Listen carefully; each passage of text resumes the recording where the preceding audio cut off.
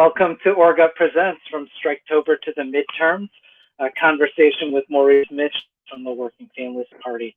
My name's Alex Hahn. I'm the new executive editor at Organizing Upgrade. I'm really thrilled to be here, thrilled to be having this conversation with Maurice.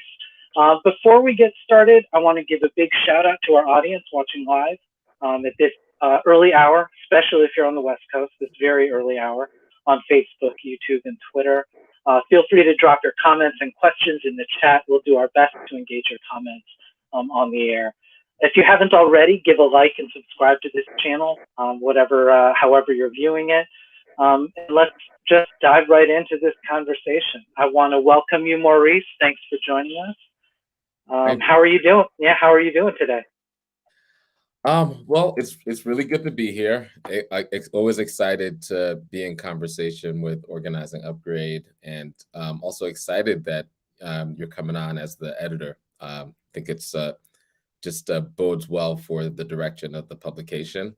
And in general, I'm feeling, like I said before, when I look at the long arc, I'm feeling grounded in the possibilities of the long arc. I think near term, definitely have some headwinds that we all are going to have to weather. But long term, I continue to feel really hopeful and just grounded in the resilience of working people. That's great. Well, let's dive into kind of thinking about where things are right now. And I know we're about a month after the November elections.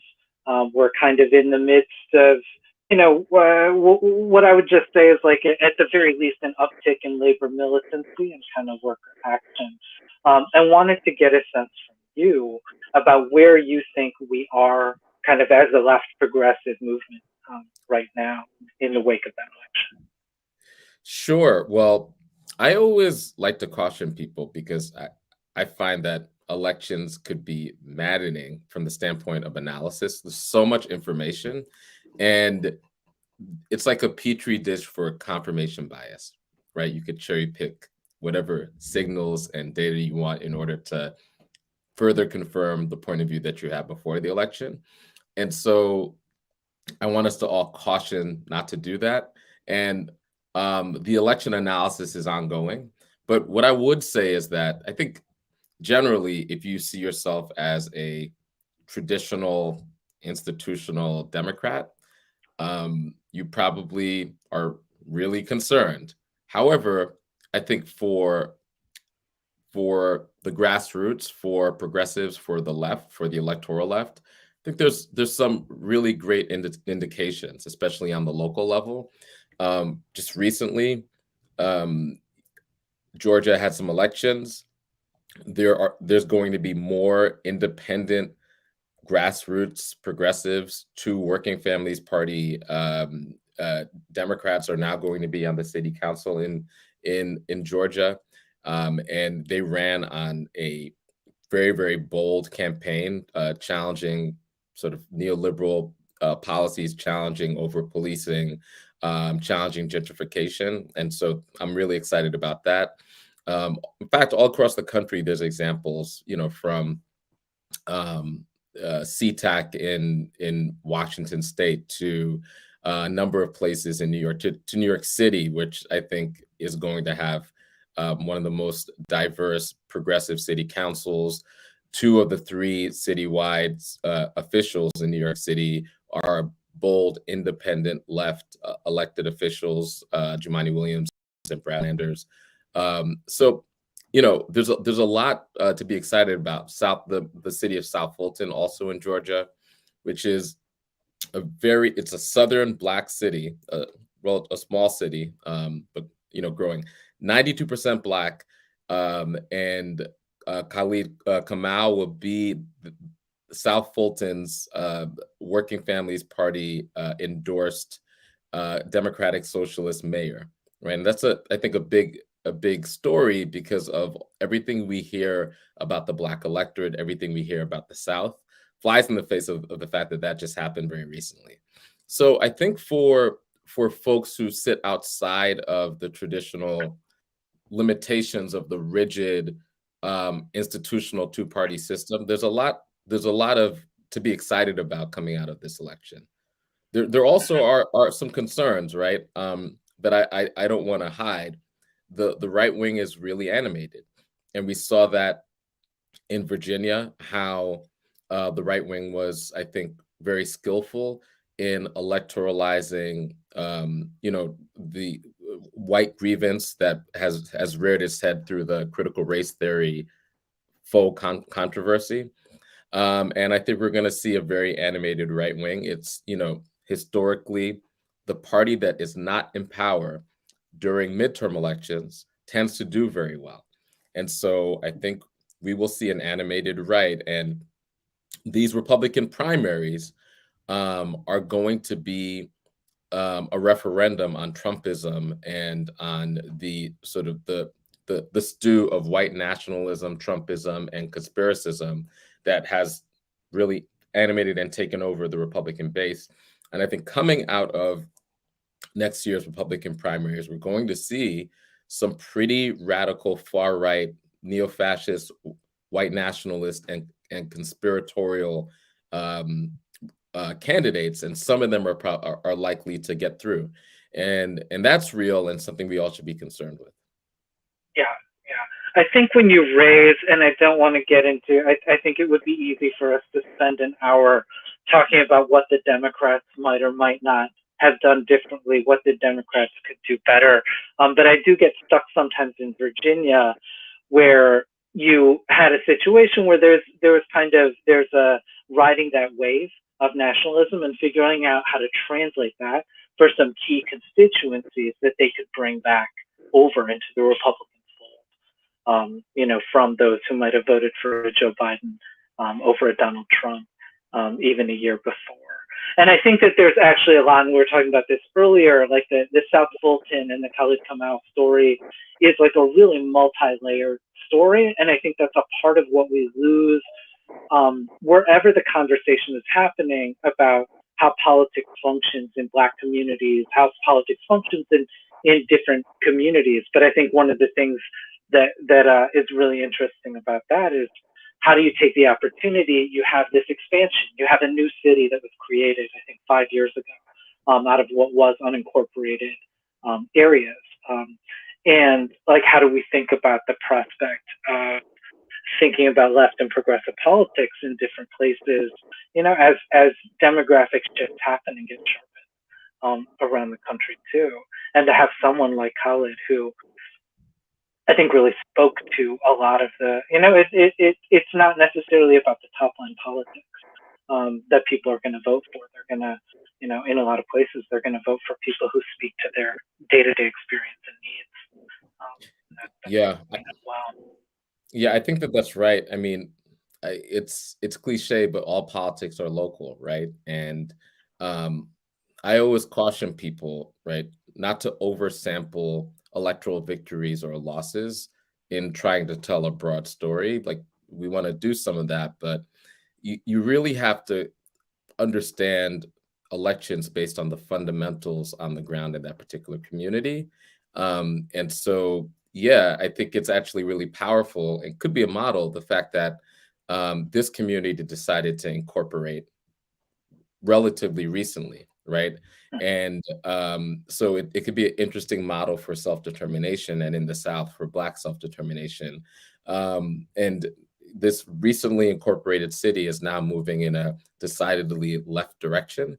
And I think that again, the election just took place, but there's reason to be excited about that. And there's things that we all can learn about what's happening in South Fulton. I would also say, yes, it's a victory for the quote unquote left, but the reason he won is because he's a staple in that community and he's been committed to transforming that community. And he ran a campaign that was authentic and he offered solutions that people could understand. And he was able to speak authentically and fluently through the culture of the folks in South Fulton about how their lives could change under his administration. And so it was as much theoretically about what he had to offer as as well as how he campaigned. And, I think, again, authenticity it's hard to measure, but it's one of the critical pieces to building successful grassroots campaigns. Folks need to feel you, and then also making it plain, being able to speak in a non-academic way about how what you're offering will actually show up in people's lives.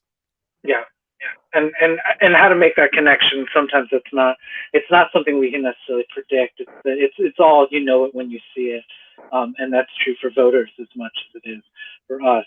To shift gears a little bit into a bit of what else is happening right now in the world. Yesterday we had this, I think, fantastic news out of Buffalo, where workers, very clearly at one Starbucks store voted to unionize. It looks like when some of the challenges get cleared up, another store will have voted convincingly to unionize. And there's a question around the third store whose ballots were counted.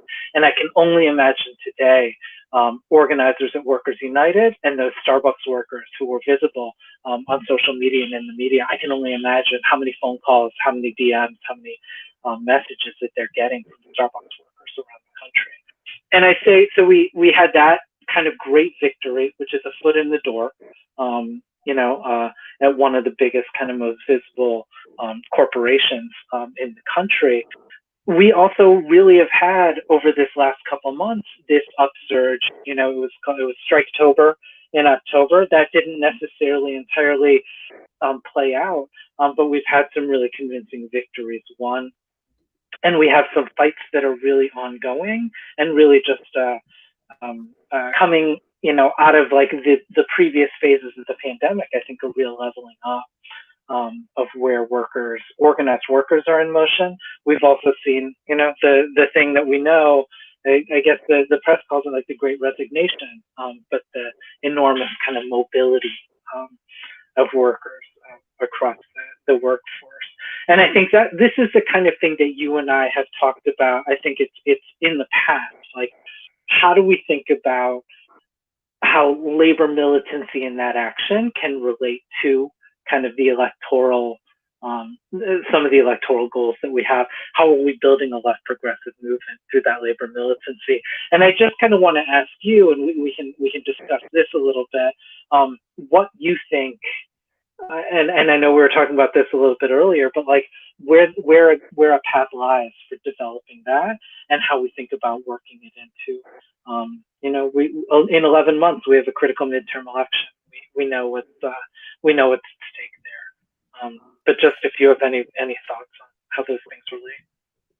Sure. Well, I'm really excited, right? And I think it's interesting because it goes to the question of how you judge or what metrics you use in order to judge whether or not the economy is doing well, right? And in the same way that folks in organized capital or commentators on CNBC bemoan the fact that so many working people are choosing to leave their jobs or choosing not to re-enter the workforce, and and they look at that as an indication of policy gone awry. One could look at that and say that this is an indication that working people are feeling their power, right? And that they enough in mass are able to make decisions like to abruptly or to finally leave the job that they've been wanting to leave, and then not feel so subject to the pressures of the labor market that they feel a need simply to get by to work jobs that they don't want to work. One could argue that that's a really, really, really good thing, right? And the other, I think, indicator is the fact that so many workers are choosing to organize, are choosing to, when organized, use their power in order to strike for better terms and conditions. One could argue that that's also a very good thing, and an indicator that if you believe that how workers are doing writ large is a core indicator to judge whether or not an economy is doing well, then we could look at all these things as indicators that the economy actually is performing better for workers. And you know, commentators have bemoaned like the ARP and how it injected trillions of dollars into the pockets of everyday people, and how now we're dealing with inflation and how that policy is bad for quote unquote the economy. I think there's another way we could look at that, is that the infusion of resources into communities, and one of the most dramatic, it wasn't perfect, but one of the most dramatic transfers of wealth to everyday people from the government worked. And we should do more of it, not less of it. And the inflation that we're seeing is, a result of a number of factors, but can't be simply understood as a result of the fact that workers have more money in their pocket and they have more independence. And so, I want to say that. And then the second thing is, how do we sustain these things? How do they not just become episodic or interesting stories? And we have to see ourselves as protagonists, right? Workers need to see themselves as protagonists. Everyday people need to see themselves as protagonists in this. And so, number one, when they happen or when the organizing is taking place, we all have a duty to be in solidarity with those actions. We all have a duty to support those workers. And then, like you said, there's a way that when people demonstrate out loud what their power looks like, and they demonstrate in public what their power looks like, there's ways that echoes. When people demonstrate their courage publicly, it gives other people permission to do so. And so how can we, as folks in solidarity with Starbucks workers, encourage and support that activity happening in other Starbucks? And so this becomes a wave. And then the second thing is, how are we in the same, like, our political opponents are so effective at electoralizing and politicizing all of their advantages, right? We have this great upswing of worker power. How are we thinking about electoralizing and politicizing this upswing in working power? So for me, I'm interested in this new spate of labor organizers. What is the opportunity to recruit the folks who are currently leading a lot of these strike actions, recruit them to run for local office, so that they themselves could be the political protagonist, and then in office be able to advance pro-worker policies, right? To me, that's, as from my vantage point in the Working Families Party, that's where I'm thinking. And that's one of the reasons why sort of building united fronts and building relationships is so critical. So if those relationships are there, then we're able to maximize those relationships. If labor unions and grassroots labor organizers feel like Working Families Party is their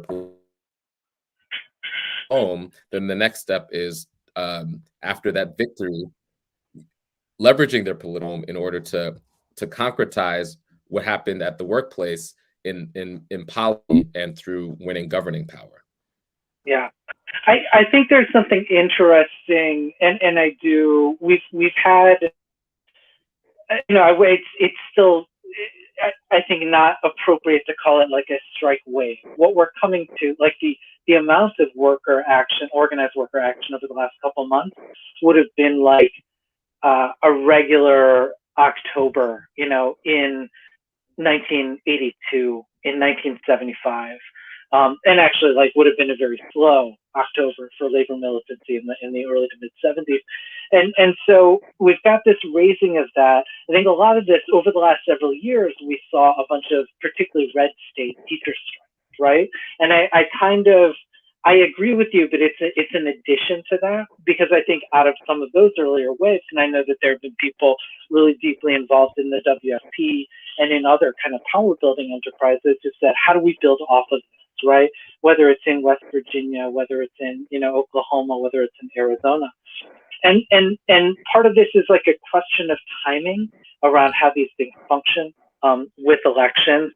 I'm trying to think of, how do these labor actions actually help to tell the story through the election? Like, how are we using an electoral campaign to really kind of sharpen some of the things that are coming out of this. So part of my question is, if hundreds of thousands of workers were on strike, say, in the lead up to the midterm election, how could we capture that energy? And I think that's in addition to the how do we kind of recruit specific people to play a role, which I think is also, enormously important. And I sit here in Chicago, where I think we've seen enormous advances over the last few years, really in recruiting leaders of union and community fights, like in concert together, to run for elected office and figure out ways to amplify. But I feel like some of that work has happened over the last several years. It's really important. It helps us build some base and structure.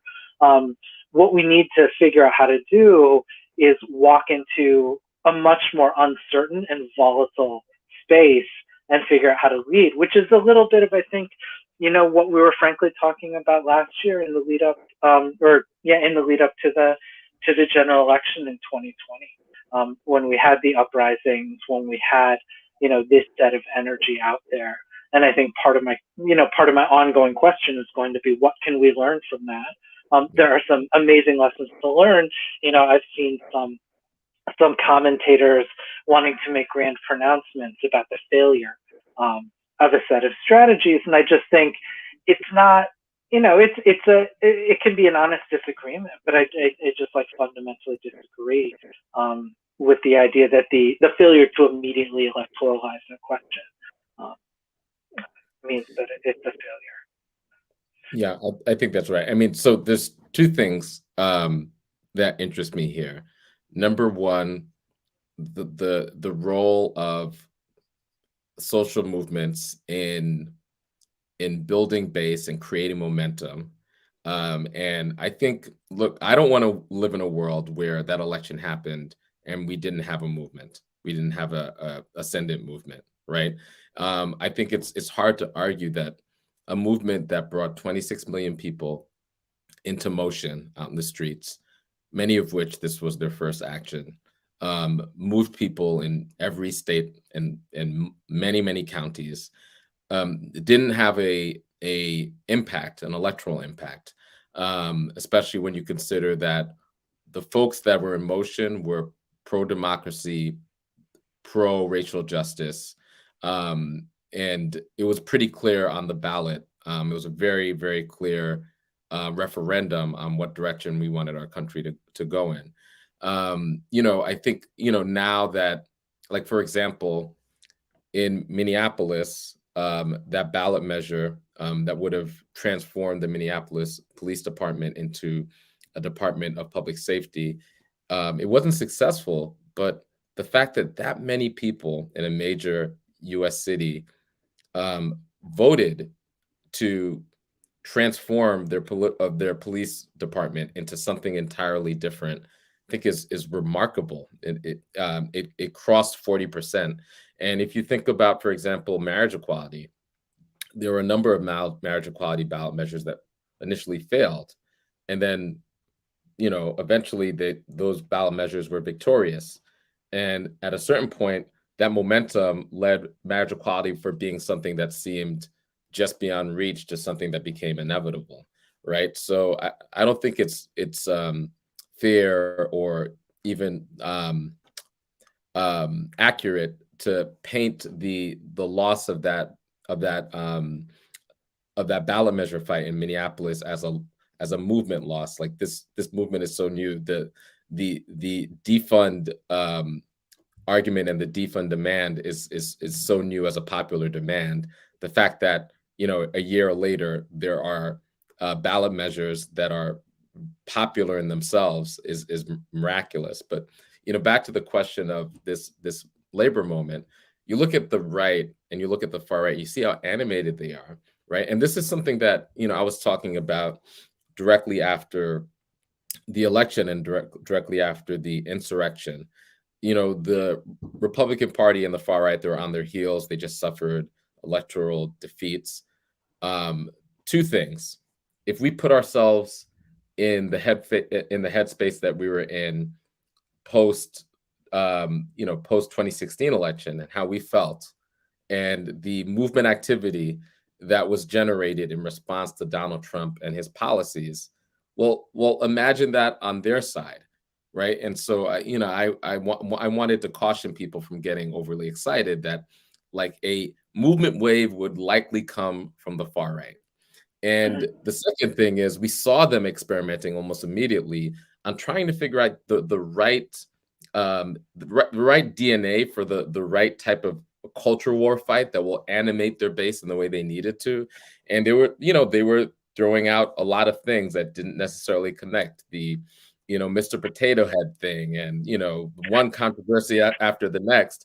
I mean, at the time they were amusing, but it was clear that they were looking for the right front of attack that could Big mobilize. Bird, and it was Sesame Street too. They were Yes, trying to, Sesame Street. They were throwing out a lot of things. yeah. Critical race theory, that nailed it for them, right? And I think it's a way to explicitly talk about race and explicitly politicize white grievance and white fears about the end of white dominance in a way that I think is palatable to many more white people that would be comfortable identifying with some of the white nationalist movements. So it's skillful in that way. There's a very concrete intervention at school boards, so you're able to actually get people to build that muscle, that community organizing muscle, and it's natural for electoralizing, right?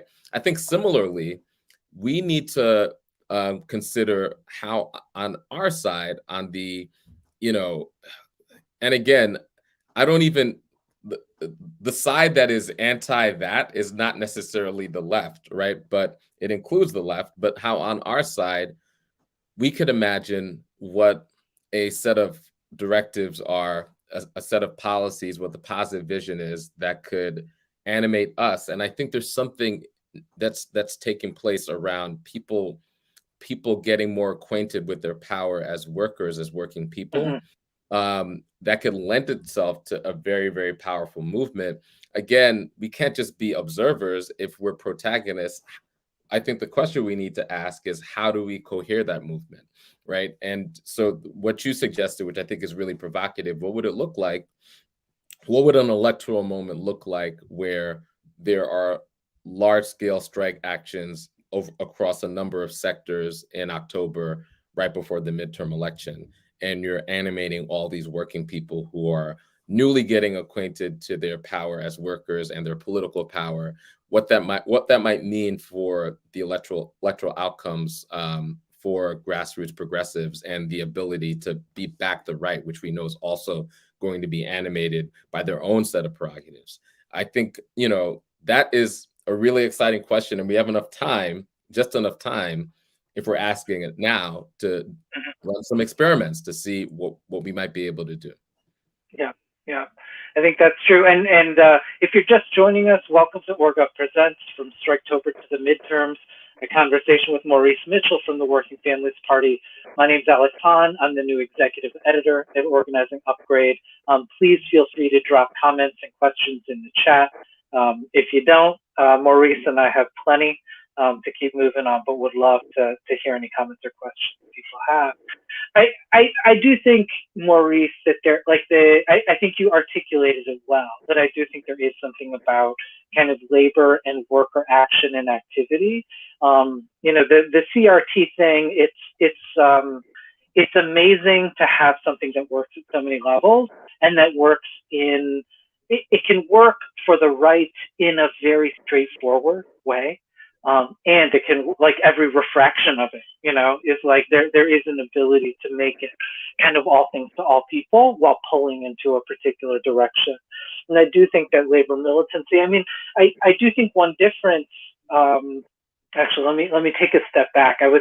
When you were talking about like this idea, like what would it look like if thousands and thousands of workers were on strike or in those actions, I actually have a memory back to the fall of 2012.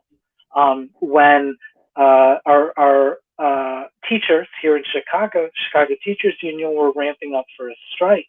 And while it was never, I think, really articulated in this way, there was clearly a push from some elements, not just to the Democratic Party establishment, but elsewhere, to basically say, why would you want to do this? Are you going to force, like, we're going into the most important election of our lifetimes, and why would you want to take a risk of like doing something that might end up negatively impacting the Democratic president's reelection prospects? And on one level, it's something I understand. It's when you're running an election, you want to be able to control what you can control. But on the other side, I think over this last 10 years, we've built a much bigger, not enough to win the things we need in the immediate, but we have a much bigger and broader and deeper, both kind of electoral left and a broader left progressive movement. And so I do think that's something for us to really dig into, is like, what could that look like? What are the people and organizations that could be in motion? And I would also add to this, like I this last couple of weeks, we kind of mentioned the Starbucks election. There have been some really other interesting developments, right? Some of the bigger high profile strikes we've seen over the last couple of months, workers at John Deere across the country, but really focused. The bulk of those workers were in Iowa, I think the biggest number. We've seen strikes. We have this ongoing strike at Kellogg's, which I think we've seen some really fascinating developments over the last week. Number one, heading into the Christmas season, we saw the company try to see if they could get the workers to accept essentially the same offer that they'd been given several weeks before. Those workers voted it down convincingly and really messaged this out to say what they were doing was fighting to remove a two-tier structure that put younger workers in a position of never being able to have a decent pension, not having healthcare, the kind of healthcare that older workers had.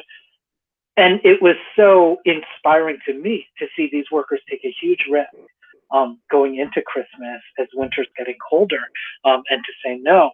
We saw yesterday an interesting development in that, where on the anti-work subreddit, there was a lot of activity saying Kellogg's is trying to hire strike breakers, permanent replacements.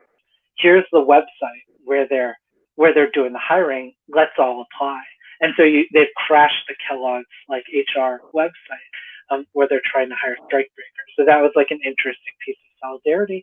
And I would also say, like, we've seen a strike at Columbia University, student workers, where those workers are now under a blanket threat of being fired if they continue their action.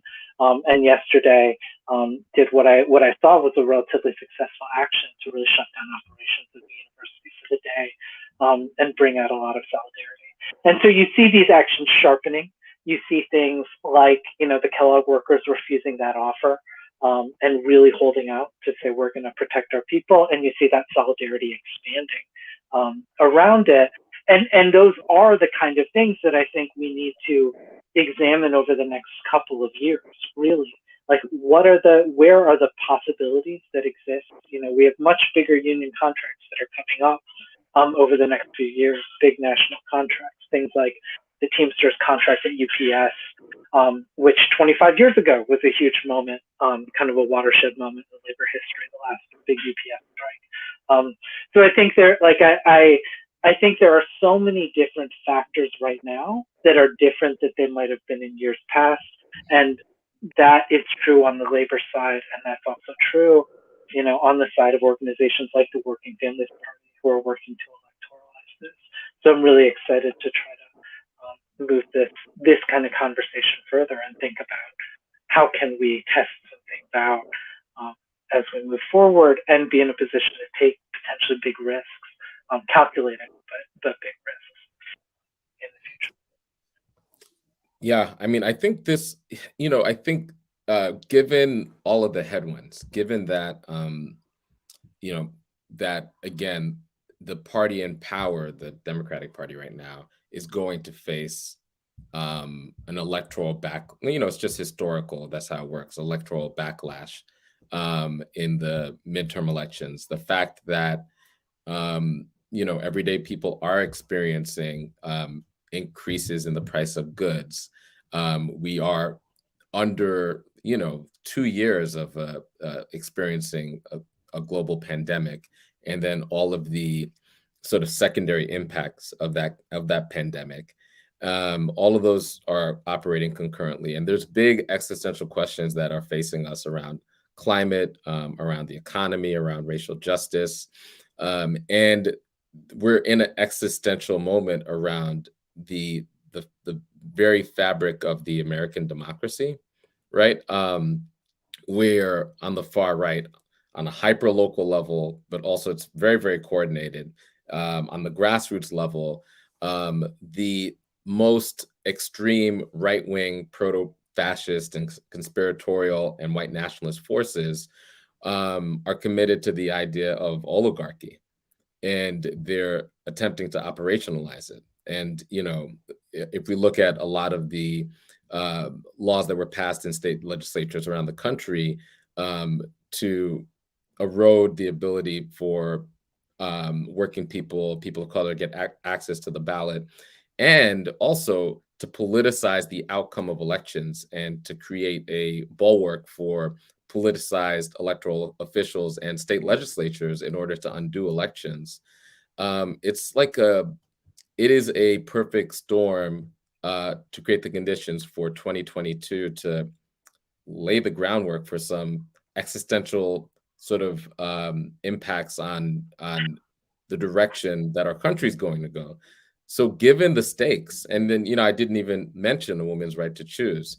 Given the stakes, the existential states around these critical issues, it only makes sense for us to begin to take serious risk, right? I think whenever you're facing an existential battle, this is you don't want to leave any, to use a war analogy, you don't want to leave any gunpowder in the stores. You want to be able to be nimble, to be creative, to understand that these battles might predict the future 10 years, and therefore let's not lock ourselves into the old molds, because whatever brought us here likely isn't going to take us where we need to go. And that there are, I mean, I think concurrent to that, there are a set of lessons to be learned from the past. Also, as you were talking, particularly around the question of inflation, kind of how people are feeling the moment right now. I mean, that was certainly the kind of post World War II moment. There's some real analogy here around the post World War II moment in multiple different ways. But part of that is there was all these fights around, wartime price controls were disappearing, and inflation was running rampant. But that was also one of the moments of the greatest labor expansion. That was a moment, kind of critical moments of the lead up to what became kind of the civil rights movement of the 50s, 60s, and 70s, right? Was really launched out at that point. And while it's hard to imagine, that we have kind of like 20 years to win and cement like a set of games, I don't know that we can plan on any kind of specific arc. But we can think about how we respond, and we do have some lessons to learn. And while the victories may not have been in the past, the things that we think are needed right now, we do need kind of a diversity of tactics and strategies and some clarity about how they play together, and have an opportunity also with the communication tools we have now to have so many more people engaged in that conversation, which is frankly, part of the reason that I was really excited about kind of organizing Upgrade and thinking about media, thinking about the different ways that we can impact, coming from a background, not that, it's a pretty big shift in conversation, but I've been working as an organizer primarily in the labor movement and trying to build independent left politics as well. But it seems like a moment that is much different than it was 5 or 10 or 15 years ago. And Yeah, there's a lot of work that's been done. yeah, I think that's right. And I'm curious, given the political landscape that we talked about, that we both are articulating, and looking at the media landscape. I guess you just raised your excitement about your new role at organizing Upgrade. Looking at the media landscape and looking at the impact that these media bubbles have had on democracy around the country, around the world, rather, not just around the country, have had around U.S. politics, and also the impact that social media in particular has had on debate. What you think organizing upgrades contribution will be, in this coming moment? Well, I think there are specific ways in which organizing upgrade has kind of a set of relationships, a set of people around it who are organizers in the movement. I mean, yourself included, and a lot of others who really are thinking about this strategy.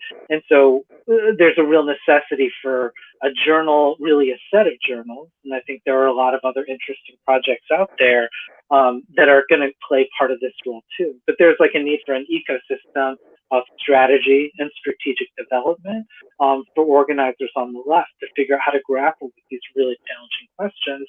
I think there's also a real need for a broader media that can speak to a broader audience, and that is really in some ways going to be prepared to grow with the kind of movement moments that come forward. I mean, it's something, and I know it's something that others have worked on, over the last 10 years.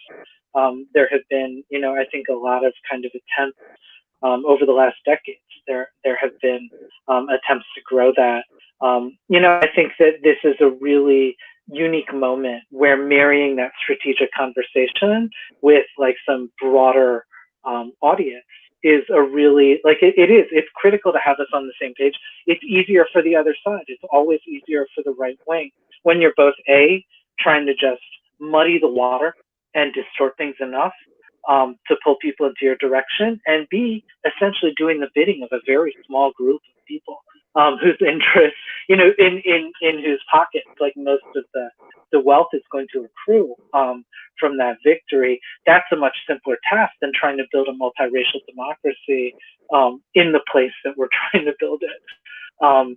And so I do think it really is about kind of like developing that broader ecosystem in media, being a piece of that, and engaging people who've really maybe not thought about. It's a lot of organizers don't necessarily think about communications and media in this way. A lot of people, you're really driven to think about how does this help us achieve a very specific goal, which is very important. I just think we need to add on to that kind of strategic thinking. And I think there's a real opportunity at Organizing Upgrade. It really has been a volunteer run operation for 13 years, a really fantastic resource. I think for a lot of organizers, a lot of really, really important strategic interventions in the world of organizing that we live in. But we're on a bigger, I think, expansion path right now to see how we can move a bigger argument. And I would also relate it to Organizing Upgrade. I think was launched really in the wake of the financial crisis of the mid to late aughts, and really was like an important journal for organizers to share practice at that moment in a way that was different than a lot of left media as it existed then. I think we're again, we're in a similarly earth-shaking time right now.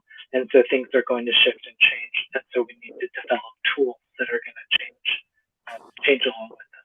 Yeah, that's right. And I can't speak to the importance, you just mentioned it, but the idea of building a multiracial democracy, how it's critical, it's like mission critical to achieving the outcomes on all of these fundamental questions about, transforming our economy, transforming our democracy, being able to transition our current economy from one that is based on extraction and fossil fuels and is based on a lot of exploitation to a regenerative economy. We won't be able to accomplish any of that if the greater we isn't big enough to do that. If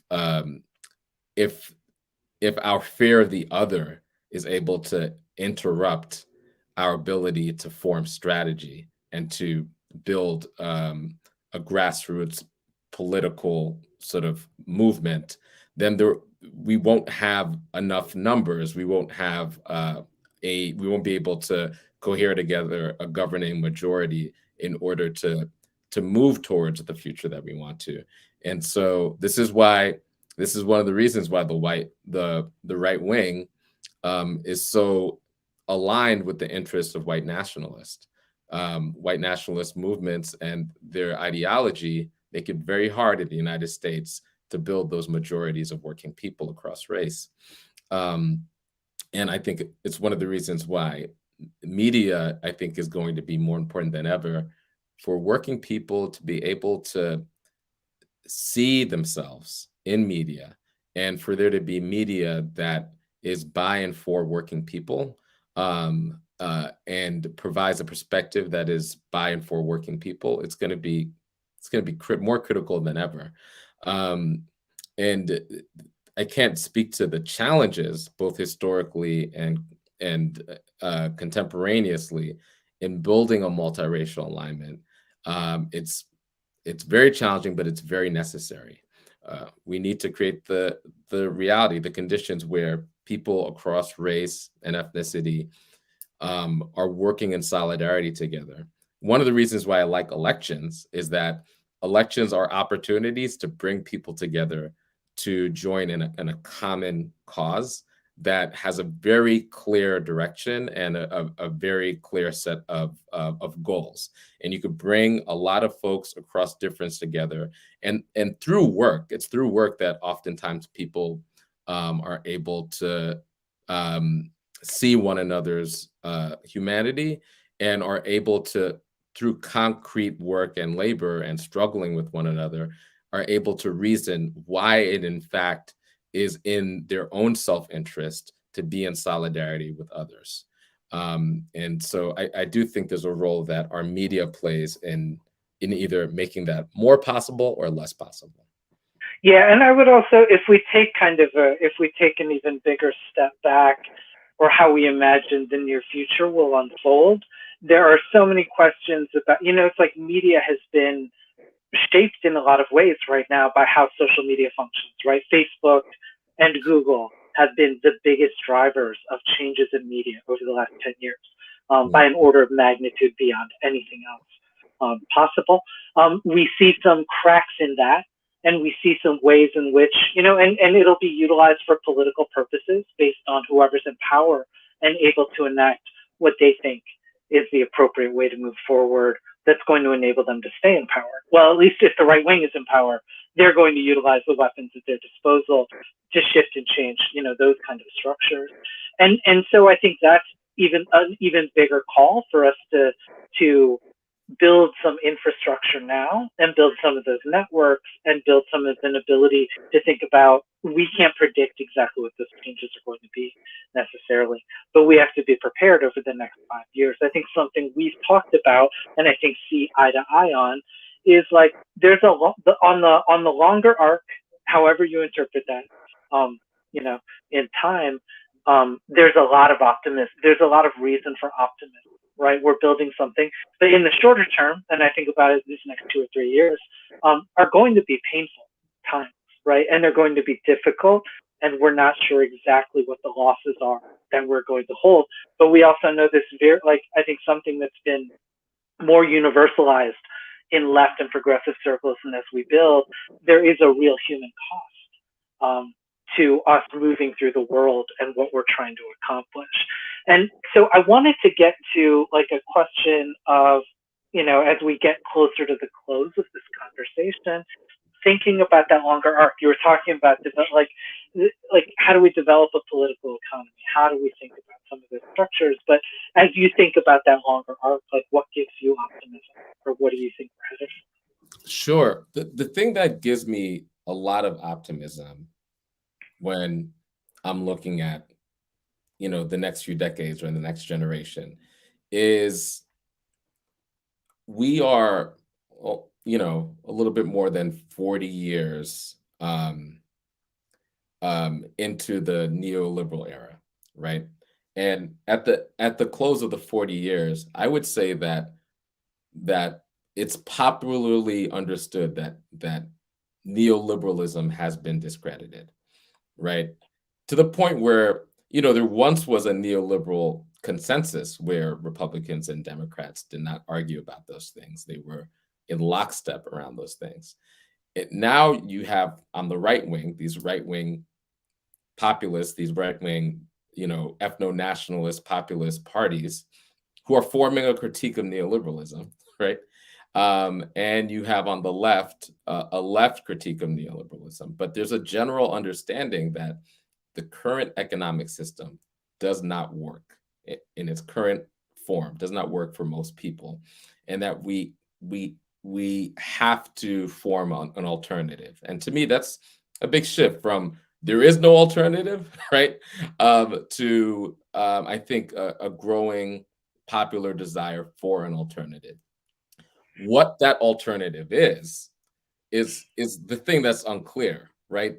So the alternative could potentially lead us towards neo-fascism, or the alternative could lead us to um, a left vision that is broader, that is more compassionate, that empowers working people in deeper and more democratic ways. Um, so there's still, again, we still need to be protagonists to decide the direction. But the fact that so many people, especially young people of all races, all ethnicities, and all regions of the country, are coming to the conclusion on their own that the current structures are insufficient, that the current economic system requires a dramatic overhaul or reimagining, or we need to completely dismantle it, and that the current two parties are no longer vehicles that could hold their aspirations. To me, these are all good things, and I think I tend to believe that we have the most practical and understandable and logical sort of prescriptions for this moment when people are asking for solutions, where people are um, critical of the current structures, when because of COVID-19, people saw all of these structures that we were told were, um, you know, resilient and sacrosanct and, near holy collapse, right? We all witnessed that. It forms fundamental questions in people's minds, right? Fundamental questions that maybe were the province of the academy or seemed abstract or philosophical. They seem very, very practical in a moment of COVID-19. What is the purpose of an economy, right? Um, who is the we? How do we stay safe? Um, um, if it's true that somebody around the world, them getting sick, could impact my wellness, well, what is the role of global solidarity, right? Like these are fundamental questions that aren't abstract, aren't academic, actually impact the lives of working people everywhere, that people are beginning to wrestle with.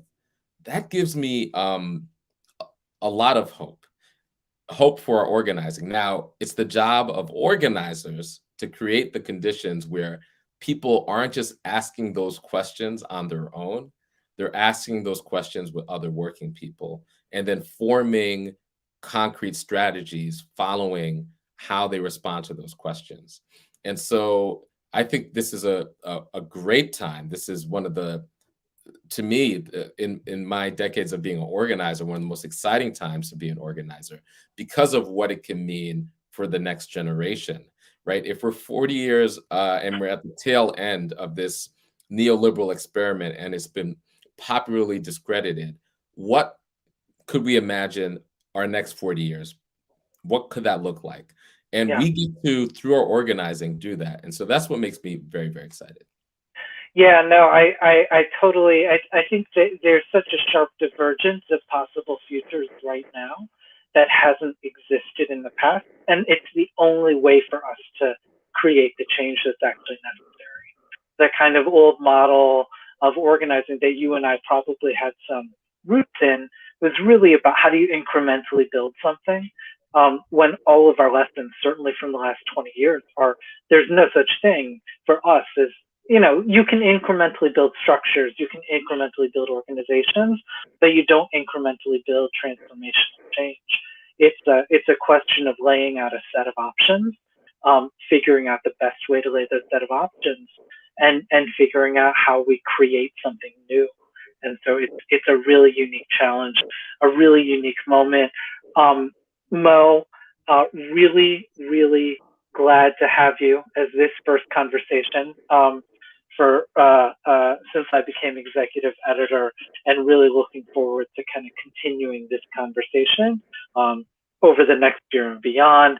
I want to thank everybody for joining us this morning, particularly again, if you're on the West Coast. And I want to remind everybody that you should, that you should give a like, you should subscribe to this channel, you should follow us on Facebook, on Twitter, and social media. Follow Organizing Upgrade for more conversations like this, and a lot more to come. So thanks again for joining us, Mel. Thank you. It was good to be here. All right, great. And that's a wrap.